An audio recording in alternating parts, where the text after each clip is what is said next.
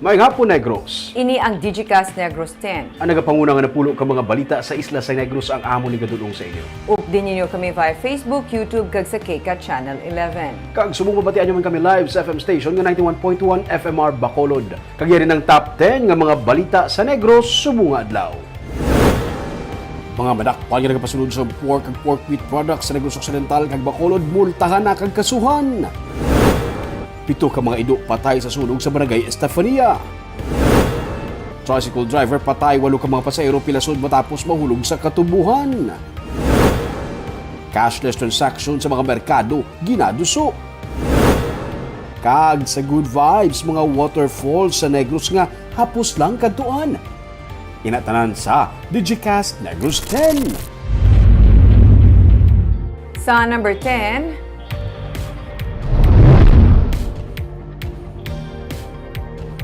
duha ka mga empleyado sang OPA kag isa ka empleyado sa Provincial Engineers Office ang ginpasakaan sa nga reklamo nga grave misconduct angot sa pagbaton sang under specification nga mga grain dryer.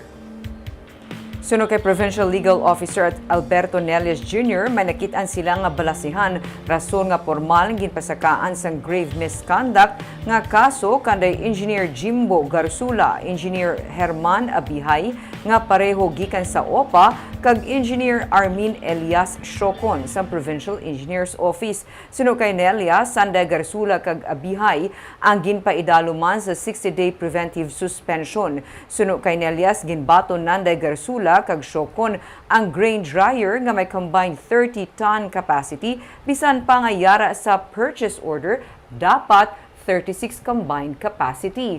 Wala man sa delivery ang test instruments. Natungod sini, natigay ng pag-release ang katunga sang 3.2 million pesos bilang bayad sa contractor sa atong 2016. May kakulang man sa dokumento, ginbato ni Abihay ang test instruments nga gindeliver sang 2020 na. Sa inspection nga ginpatigayon man sa March 2022, ang gindeliver nga grain drying system nagapabilin nga non-functional tubtub sa karon. Nagpamalibad na sa paghatag sang pahayag sa Digicast Negros si Garsula. We just follow the same procedure laid out in the civil service rules, which considering ang aging pasaka nga charge is grave misconduct. So it follows nga may ara gina nga preventive suspension for 60 days. For 60 days. This is also same reasoning to protect the evidence at hand no kag ang mga witnesses man nga to protect it from tampering.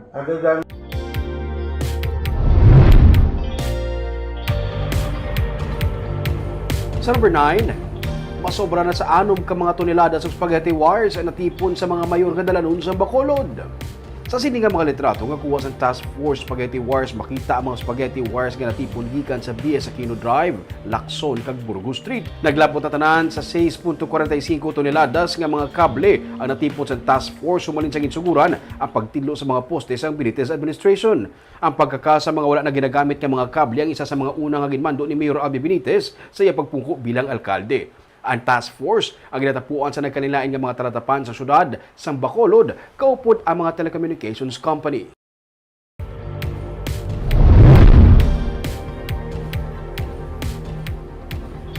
Sa number 8, kung may budget man lamang, abiso sa Department of Trade and Industry nga mas maayo nga temprano magpakal sang pagpangnoche buena. Suno kay DTI Provincial Director Rachel Nofable, tungod man sa sitwasyon sa ekonomiya, may pagsaka sa presyo sang pila ka mga items nga pang Noche Buena kung ipaanggid sa nagligad nga tuig. Pero hindi man nila sa karon mapatod nga kung pag-abot sang bulan sa Disyembre, magasaka pagid ini. Gani kung may extra sa budget, mas maayo nga magbakal sang mas temprano. Kung may promo, mas maayo nga mag-avail man sini. Wala nalakip ang Noche Buena items kasubong sang ham, mga ingredients para sa pasta o kun salad sa ginapatuman nga price freeze sa karon, bunga man sang pagpaidalom sa rehiyon sa state of calamity. Sa piha ka bahin, suno kay Nofable padayon ang monitoring para diri.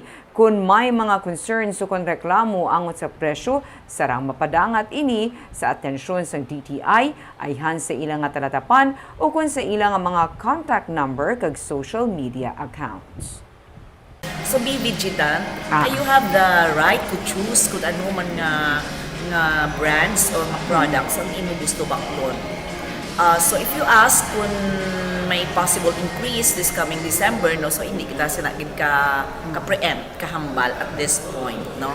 So kung may sulusubra kayang funds, so basi gusto mo yan magbakal kay may iban man nga business establishments nga naga-conduct sang sales promo, no, naga-bundle sila as part of their sale. So pwede ka man kabakal kung may sobra ka and you can have it ready for Noche Buena. Agun hindi ka na magbakal sa rush times. Sa number 7,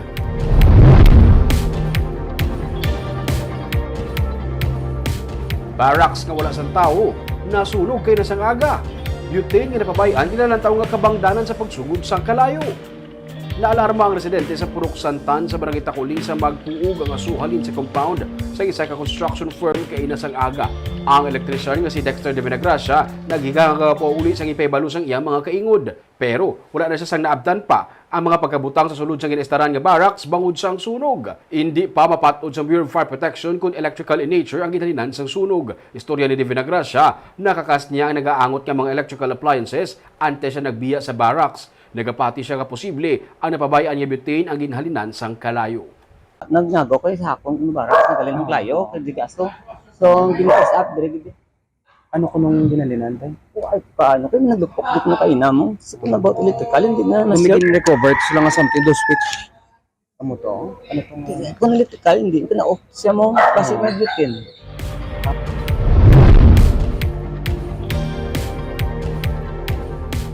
Sa number 6, 7 ka mga hinuptadan nga ido patay sa sunog nga nagluntad kahapon.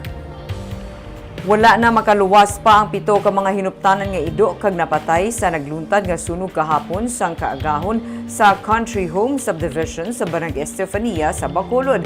Anom diri mga Shih Tzu kag isa ka aspin. Totally damaged man ang balay nga nasunog. Ginabulubanta 600,000 pesos ang halit nga gintugas ang sunog. Ginahibalo pa sang BFP sa karon kung ano ang ginhalinan sang kalayo.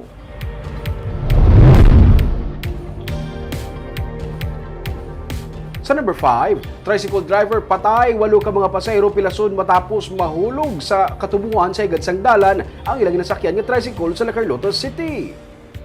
Patay ang 63 anyos nga driver nga si Freddy Rivera matapos mahulog sa katubuan sa kilid sang dalan ang iyang ginadala nga tricycle sang kahapon sa Barangay Cubay sa La Carlota City. Pilason man ang 8 ka mga pasahero ni Rivera. Sunod sa PNP, idulog kuntaan ni isang driver ang mga estudyante pauli sang hinali na lang madulaan siya sang kontrol sa iyang tricycle. Amo sini ang rason nga nagrekta kag nahulog sa katubuan ang tricycle ni Rivera. Dead on arrival siya sa ospital samtang minor injuries lamang ang naagom sang mga pasahero.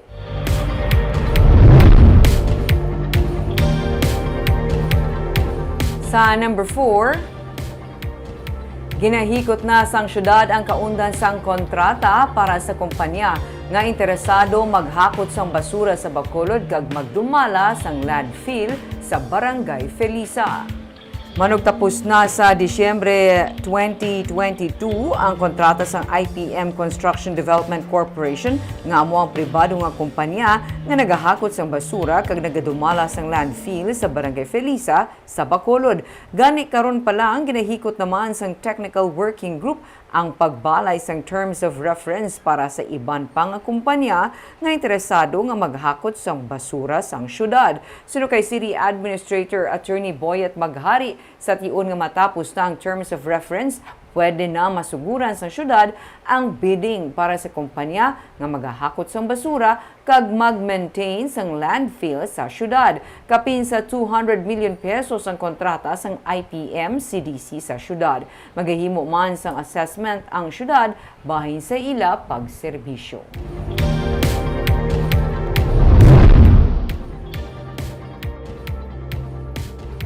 Sa number 3, nagdagat na sa 39 ang mga cholera cases sa Negros Occidental matapos makarecord sang 11 kabagong ang mga kaso. Sa November 12, ga-report 17 ang cholera cases sa Talisay City nga sunod sa Provincial Health Office ang mga pinakamadamo nga kaso nga na-record. Nagsaka man ang kaso sa Silay City nga nagdangat sa 13 cases lakip ng isa ka napatay.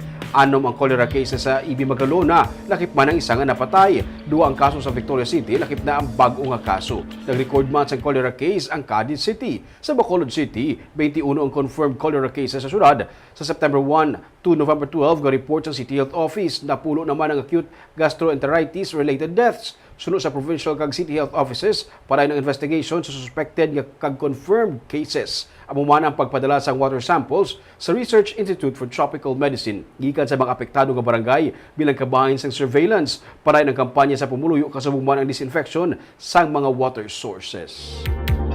Sa number 2,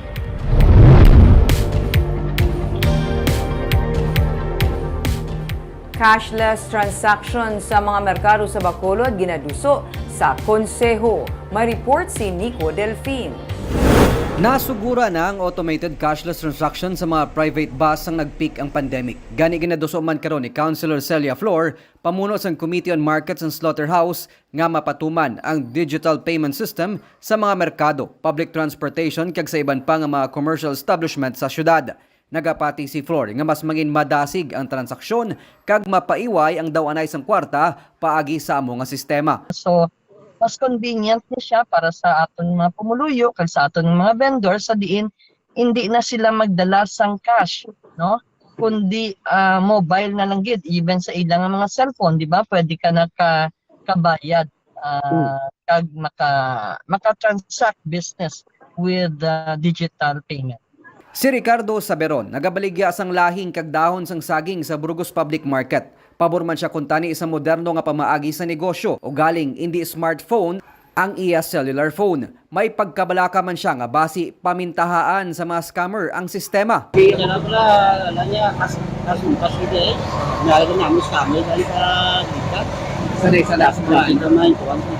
Suno kay Flor, mangin kaupod sang syudad ang Bangko Sentral ng Pilipinas sa pagpasiguro nga mapungga na mga magapamintaha sa cashless transaction paagiman sa Paleng QR system. May ara sila nga mga security features nga ginabutang, no? Parang kasi lingko, for example, ini ba lang basi bala kundi by cellphone numbers na siya, di ba?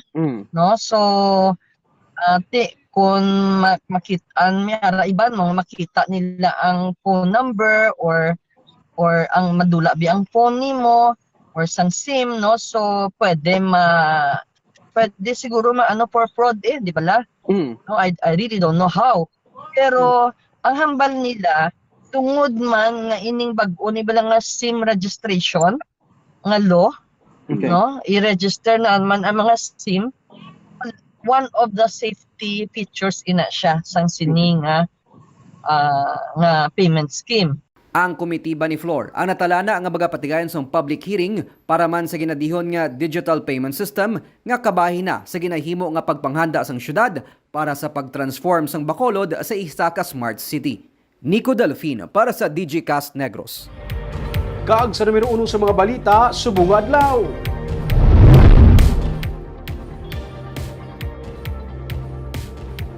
Ginakapoy na ang ASF Task Force sa pagsunog sa mga ginaduminian nga pork products sa ginasulod sa Bacolod kag Negros Occidental. Gani desidido sila nga pasakaan sang kaso kag multahan ang mga sige pa sa pagpasulod sa mga pork products pati na mga pasalubong.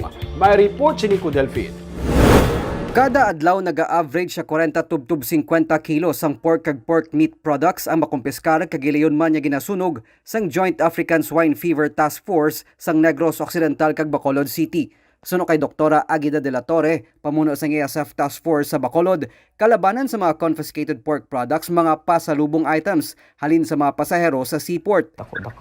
Including na siopaw, siomai, chorizo, tocino, hotdog, lechon, bacon, everything. Nagapati si De La Torre nga nakahibalo na ang mga pasahero ilabi na gikan sa Iloilo nga may banning sa imported pork products ang mga husto lang suno sa iya nga multahan kag pasakaan na sang kaso ang mga pasahero nga makuhaan sang ginadumilian nga produkto. Makapoy naman sige sunog. Makapoy naman sige pang confiscate pero kay inang gadala man sila gihapon despite sa mga abiso ta nga may ara kita sang banning pagsulod dire sa aton sang pork and pork products. Kung magsige pagyapon magdala sila despite sa kasuhan na gid sila. Sandigman sa natukod nga ordinansa, may multa nga 2,000 pesos hasta 9,000 pesos ang madakpan nga nagadalasang banned pork products. Posible man mabilanggo ang madakpan sa sulod sang 6 tubtob isa ka tuig. May 42 na ka mga personal nga gintalana ang syudad para hugot nga mabantayan kag mapaiway ang pagsulod sang pork kag pork meat products sa mga ports kag point of entry kabahin sang tikang agud mapangapinan ang 6 billion pesos wine industry sa probinsya batok sa ESF. Nico Delfin para sa DGCast Negros.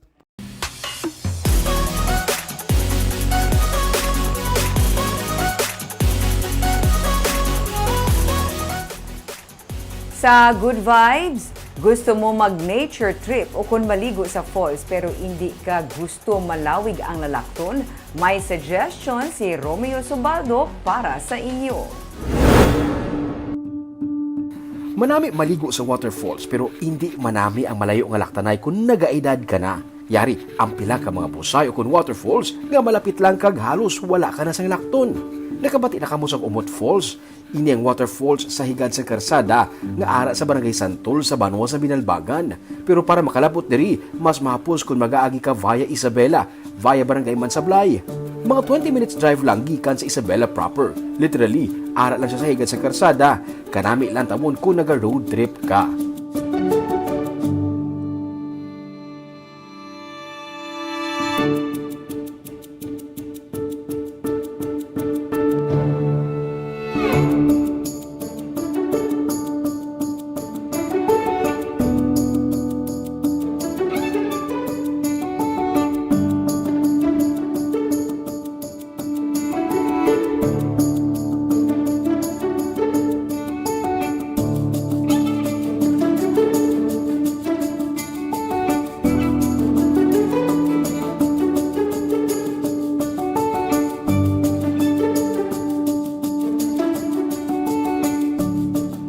Kung may upod ng mga senior citizen nga gusto maligo sa Busay, base gusto mo i-consider ang Gawahon Eco Park sa Victoria City.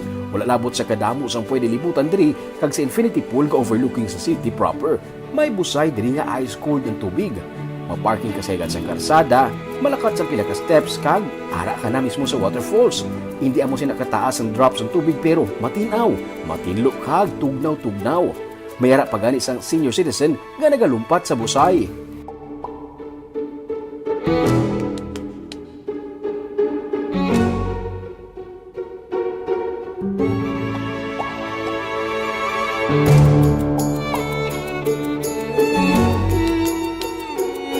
Sa Canlaon City naman may ginatawag nga Inyawan Waterfalls. Ara sa Google Maps, literally, maparking ka sa atubang mismo sang Busay. Sa barangay masulog lang ini, sa tiilan mismo sang bulkan Canlaon. Samtang ga-drive ka pa saka, ginaatubang mo kag gina-enjoy ang view sang Mount Canlaon.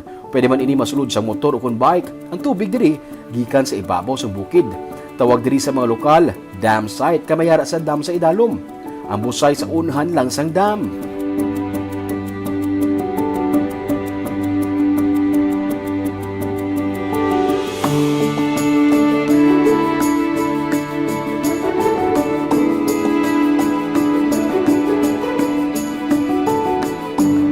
Sa kada magbisita o maglagaw sa sini nga mga lugar, hindi manguha kag magbilin sang bisan ano nga mga bagay.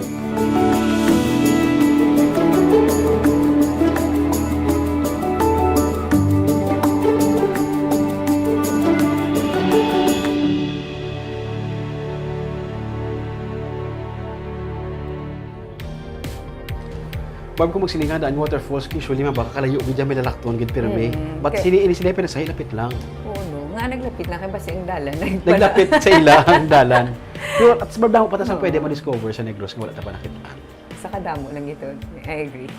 Kago may itong mga balita sa Negros subong nga adlaw. Kay man sa panahon karon importante nga may ihibalo ka sa nagakatabo sa imo nga palibot. Pero dapat balanse kag eksakto mga impormasyon. Padayon kami nga magapangalagad sa Negrosanon. Ako si Barbara Mijares. Tubtub sa buwas, ako naman si Romeo Subaldo, mayong hapon.